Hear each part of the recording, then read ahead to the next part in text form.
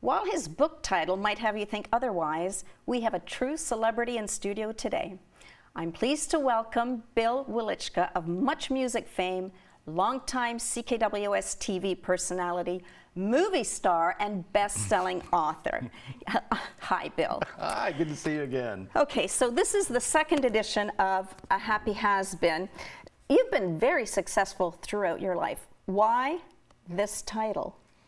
I talk about it in the book, why, and it was something an ex-coworker a long time ago referred to me as, and I just thought, well, that hurts. I'm not a has-been. But then I started thinking about it, and if you were to mention my name, maybe to someone that might have watched Much Music or Much More Music back in the 90s or the early 2000s, and they live in BC or they live in the East Coast, and they don't know what happened to me since, they might hear my name and go, whatever happened to that guy? Is he dead? What happened to that guy?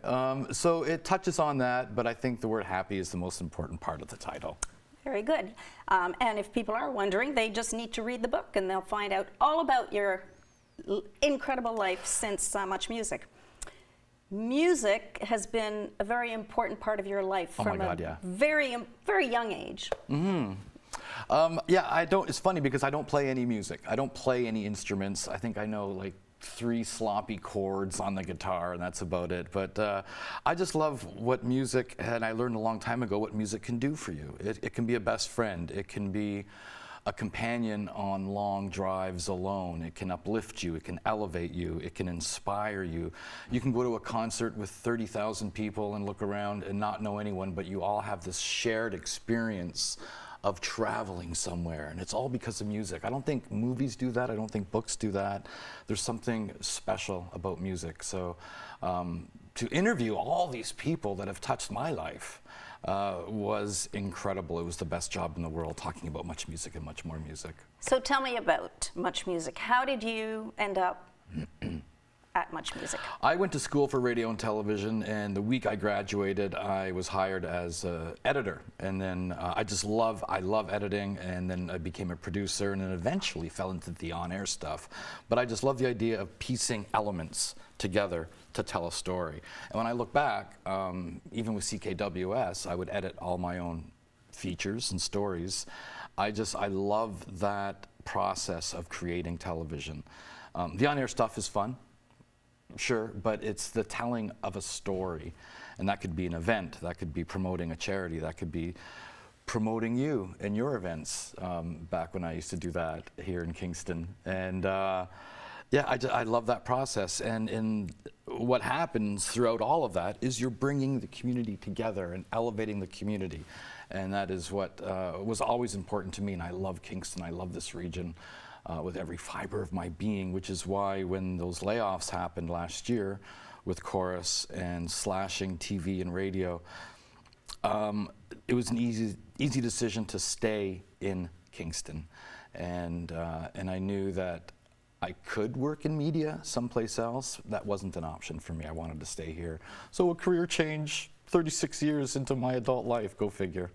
Now, most people think of Much Music, Much More Music, sort of pop, big stars, but you actually started with country music at Much Music. Yeah, I was a big country fan at the time. At around that time, you know, Randy Travis, Dwight Yoakam, and Steve Earle all had their debut albums come out the same year, and I was so much into alternative and heavy metal and all kinds of music except country, and I just realized that these cats we're doing music that I've never been exposed to. And then from there, you go back and you listen to Hank Williams, and you listen to George Jones and Johnny Cash and Waylon Jennings, and I realized there was this whole world that I was missing out on, and became a huge country fan at the time, and then submitted a proposal when I was at Much Music for a country show, just because we were getting in all these country music videos that weren't being showcased.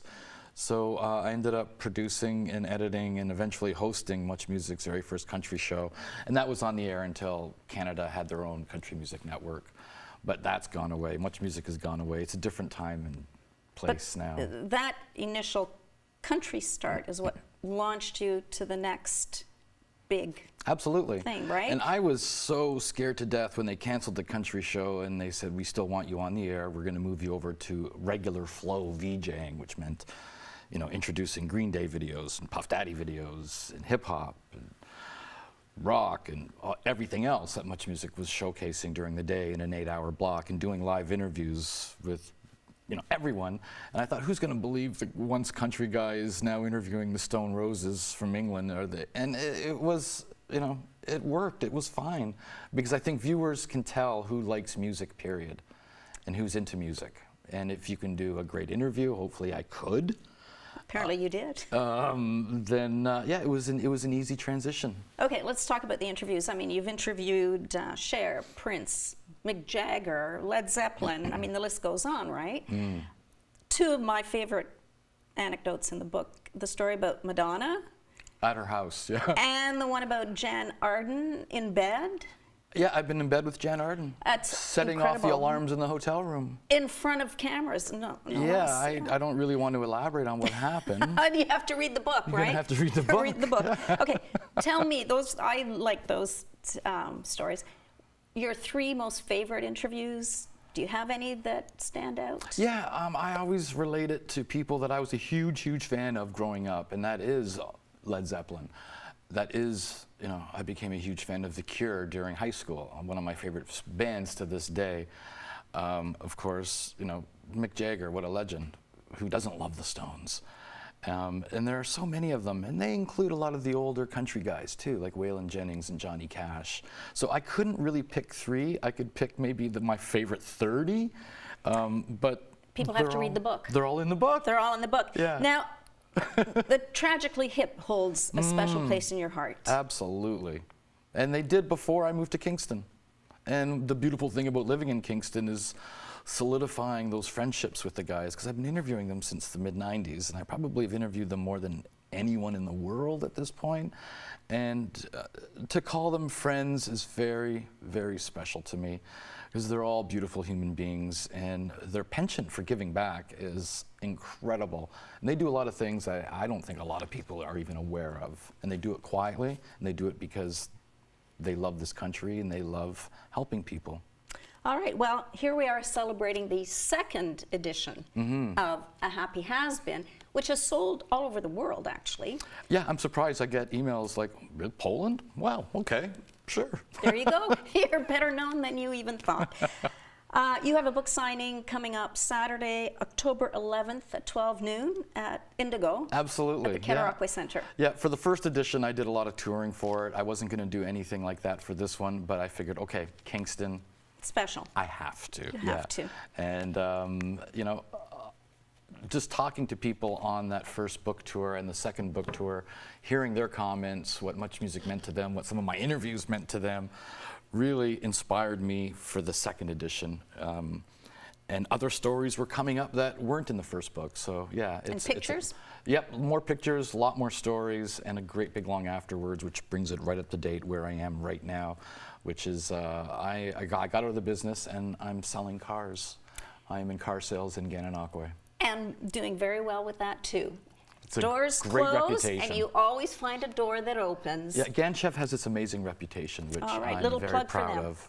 Absolutely, I didn't even realize I did that. Okay, well, Saturday, October 11th, 12 noon. People should start lining up early. Yeah, start lining up now. Now, to get their signed copy of A Happy Has Been. A Happy Has Been.